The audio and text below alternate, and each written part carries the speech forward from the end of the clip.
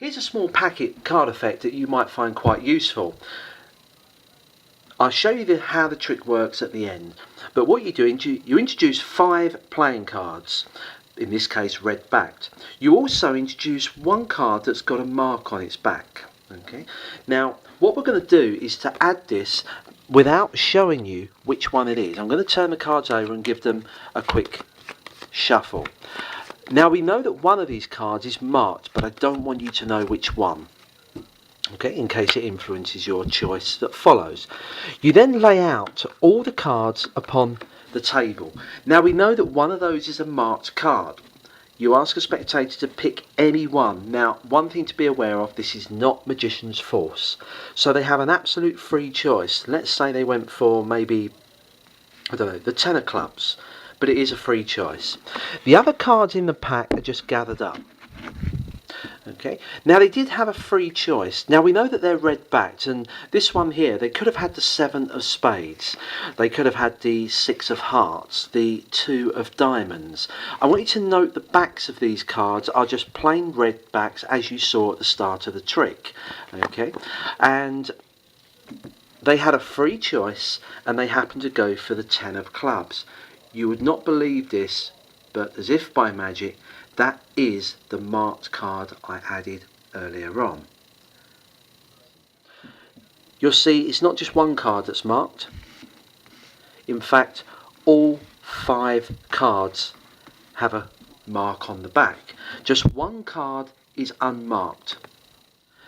You then say you're going to add an extra card into the pack, which is marked. You turn the cards over and give them a shuffle.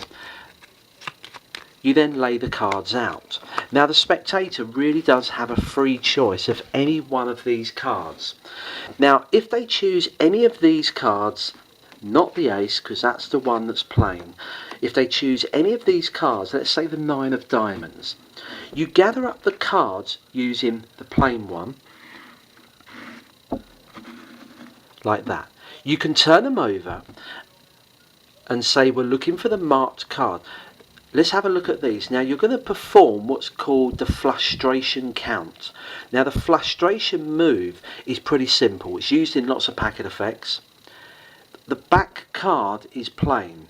You hold the cards in a biddle grip with a finger and thumb there.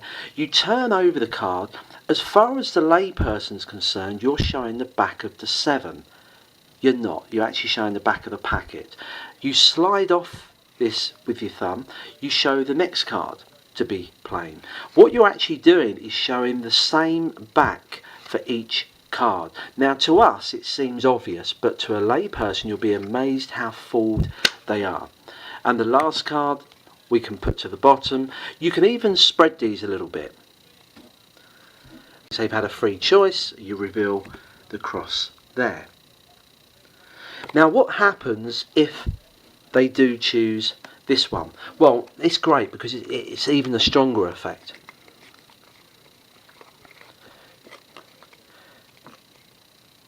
You say you got the cards, the cross you add, you shuffle it in, you lay the cards out. Now let's say they chose this. You can then say, well, I haven't been totally honest with you. I said to you I added one card that was marked with a cross. In fact, 5 of these cards are marked, 1 is unmarked. You're not going to believe this. You had a free choice. You'll notice that all of these cards, and you could have chosen these, you can examine these if you like, these do not rub off.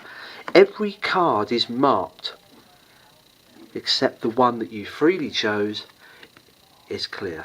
Now the great thing about this, although it's an out, it works better because they can examine the cards and they will be amazed how did they manage to choose the only one without a cross.